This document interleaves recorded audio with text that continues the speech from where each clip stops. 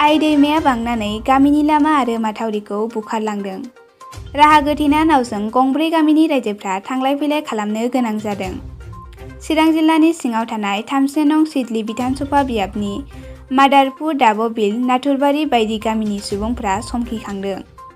बिथांमोननि सेरजों बोहैलांनाय आइ दैमाखौ होबथानायनि थाखाय सरकारनिफ्राय जेबो राहा लायाखै, जायनि थाखाय दा आइ दैमानि बांनायाव गामिनि लामा आरो माथावरिखौ खुरखाना लांबाय। थांनाय बोसोराव आइ दैमाया दाबबिल गामिनि गासै धोन सम्फथि नष्ट खालामलांदों। लोगोसे मादारपुर गामिनि गेजेरजों थांनायाव गोबां सुबुङानो खहा जानो गोनां जादों।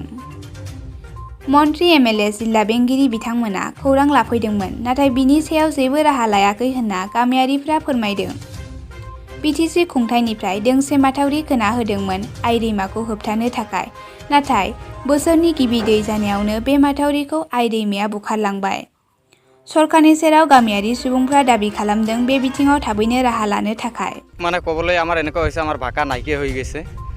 ইতিমধ্যে যোৱা কেইদিনমান আগত আপোনালোকে আৰু এটা নিউজ কৰিছিল, নিউজৰ জৰিয়তে আমাৰ চাৰ্কেল ষ্টাফ ফুল ষ্টাফ আহিছিল, ফ্লাড ডিপাৰ্টমেণ্টৰ ইঞ্জিনিয়াৰ SDO সব আহিছিল, তাৰ লগতে আমাৰ DC ছাৰো আহিছিল।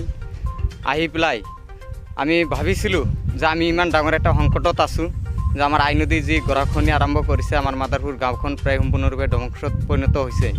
আমি বাৰ বাৰ ইমান ৰিকুৱেষ্ট কৰাৰ পিছতো আমাৰ DC ছাৰে কোনো ধৰণৰ গুৰুত্ব নিদিলে। তাৰ লগতে BDC চৰকাৰক আমি বাৰম্বাৰ অনুৰোধ জনাইছোঁ, অসম চৰকাৰকো অনুৰোধ জনাইছোঁ, কিন্তু আজিলৈকে আমাৰ সমস্যাখিনি সমস্যাই হৈ থাকিল, আমাৰ সমস্যা সমাধান নহ'ল। এই ক্ষেত্ৰত আমি চৰকাৰক তীব্ৰ ধিক্কাৰ আৰু গৰিহণা দিছোঁ। এইটো আমি ৰাইজে বান্ধিছিলোঁ, এইটো জব কাৰ্ড আণ্ডাৰত কাম আছিল। আমি জব কাৰ্ডৰ কামৰ সহায়তে আমি এই কামখিনি কৰিছিলোঁ। যিহেতু আপোনালোকে চাইছে, চাওক বালিৰ মাথাউৰিত কোনোদিনো নাথাকে আই নদীৰ লগত। আমি বাৰম্বাৰ বৰ্ডাৰ প্ৰডাকশ্যনৰ ডিমাণ্ড কৰিছোঁ, পাৰ্ক বাইনৰ ডিমাণ্ড কৰিছোঁ, কিন্তু চৰকাৰী পক্ষৰ পৰা আমাক কোনো ধৰণৰ গুৰুত্ব নিদিলে। ৰাইজৰ স্বাৰ্থত, আমাৰ এই মাদাৰপুৰ গাঁওখন ৰক্ষাৰ স্বাৰ্থত আমাক কিবা এটা উপায়ৰ ব্যৱস্থা কৰি দিয়ক, নহ'লে এই দুখীয়া মানুহখিনি ক'ত যাব, কি কৰিব, ক'ত থাকিব। মানে এতিয়া আমাৰ হাঁহ নচৰা অৱস্থা হৈ পৰিছে। গতিকে চৰকাৰ আমি বাৰে আমি অনুৰোধ কৰিছোঁ, আপোনালোকে আমাক কিবা এটা সহায় কৰক। আমাৰ BTC ফালৰ পৰা BTC চৰকাৰ যাতে কিবা এটা সহায় কৰিব বুলি আমি পৰম দুৱাৰ ছাৰক আমি বিনম্ৰভাৱে অনুৰোধ জনাইছোঁ। কি ক'ম আৰু দুখ আৰু পৰিতাপৰ বিষয়। যোৱা বছৰত বানপানী হৈ পেলাই 80% মানুহ ক্ষতিসাধন হ'লে, এতিয়ালৈকে চৰকাৰে সেইখিনি আমাক সমাধান নকৰিলে। মানুহখিনি ক'ত থাকে নাথাকে, কোনোমতে খাই নাখাই জীৱন নিৰ্বাহ কৰি আছে।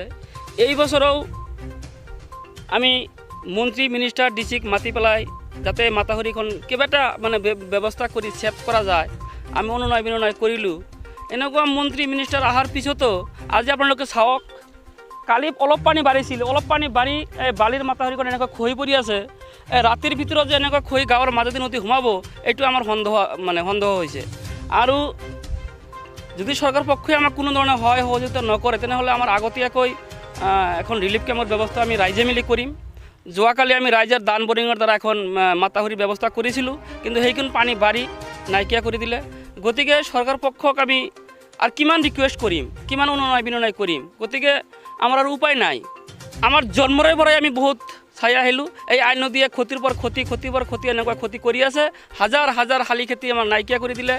আমি এতিয়া যিখিনি মানুহ আছে এনেকুৱা অৱস্থাত আছে, বাহিৰত হাজিৰা কৰি খাব লগা অৱস্থা হৈছে। গতিকে আৰু কি ক'ম, যাতে চৰকাৰ পক্ষক আমি অনুৰোধ আকৌ জনাইছোঁ, যাতে বানপানী অহাৰ আগ মুহূৰ্ত কিবা এটা ব্যৱস্থা কৰে। এই দুখীয়া ৰাইজৰ যাতে কোনোমতে ইয়াত থাকি দিন হাজিৰা কৰি খাব পাৰে, এইখিনি একটা ব্যৱস্থা কৰি দিয়ে।